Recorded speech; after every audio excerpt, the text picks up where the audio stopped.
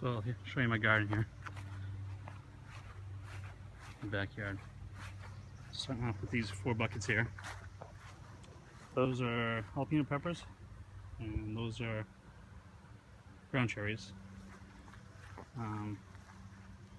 The ones on the left were heirloomed from last year, and the ones on the right I bought this year.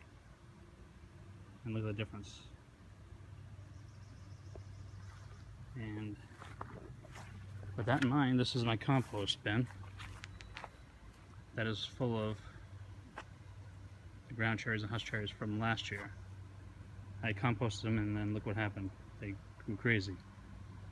So don't buy, use heirlooms.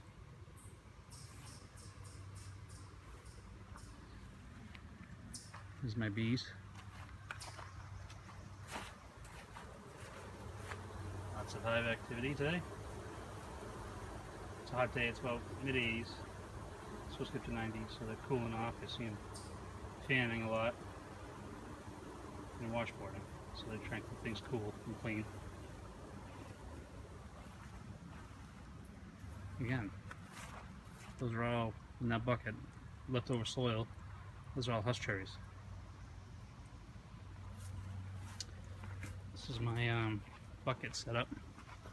Altogether I have like 33 buckets, I think 34. Right now I'm using 3/4 of them with tomatoes and some peppers. So we got some wild cherry tomatoes there. Some Romas and some brandywines. See some of my bees on them now. These are all heirloom. Those are sugar snap peas, which I don't expect to do well because they're in the tomato section, and I fertilize them as tomatoes, so I don't expect them to do well. I just threw them in there. Got some bell peppers here. I pruned them up last week and got rid of the suckers, so this should start growing really well. Also makes it easy to maintain, make sure there's no aphids on them.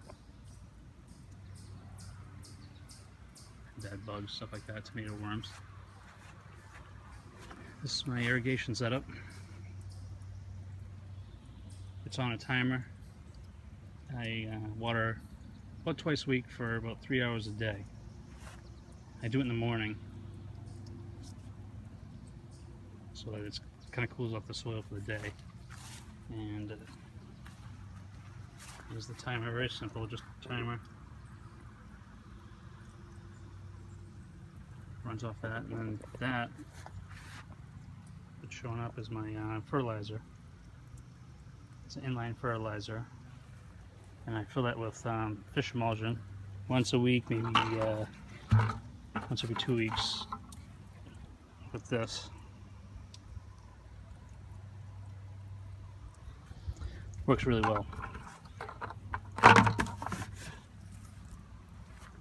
So I just shut off my timer and run it through a different hose through this device, sucks it up from there, brings it back in, it goes to my branches, tomatoes and one bed, and that's another bed. Tomatoes, one bed, different bed. My squash. This is my lettuce bed. We're not a huge lettuce family, but we have cultivated this 3 times already this year. It's given up a lot of greens, so I'm happy about that.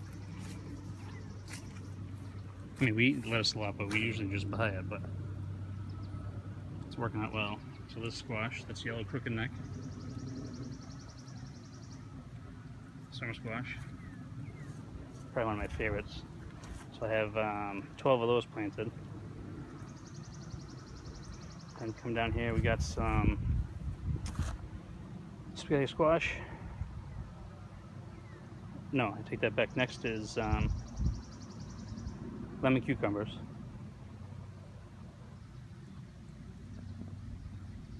And then next would be some spaghetti squash. And then we got some regular cucumbers there.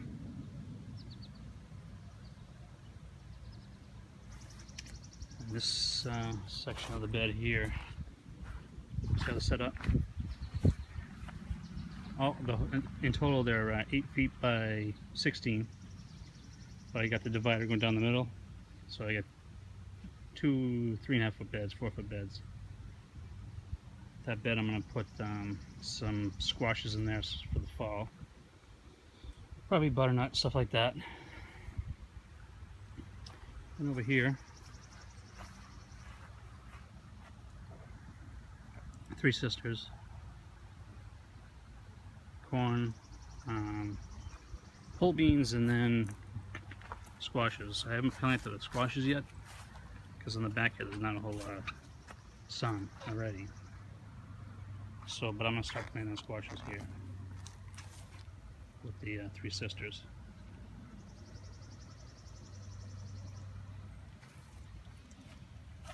So I got the drip irrigation going.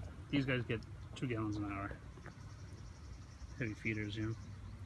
And then the rest, including the squashes, will get 1 gallon an hour, because with 2 gallons the ground stays too saturated because the large leaves block out any of the sun. So last year I overwatered them. Everything was turning yellow. So this year it's working out great. We're just 1 gallon per plant.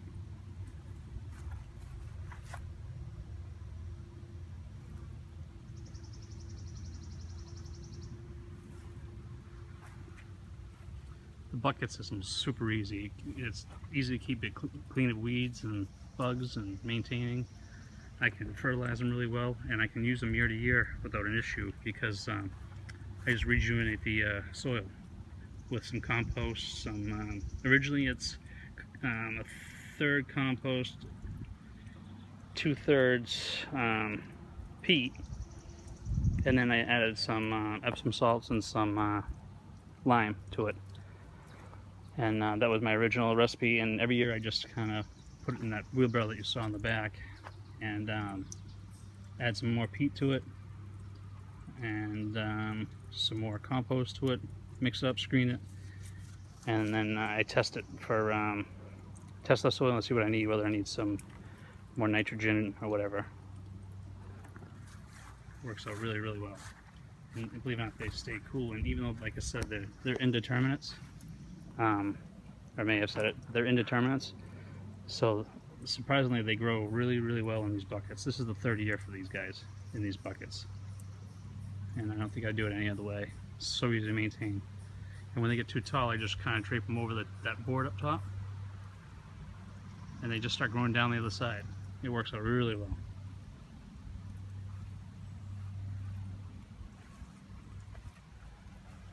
That's it. It's the garden.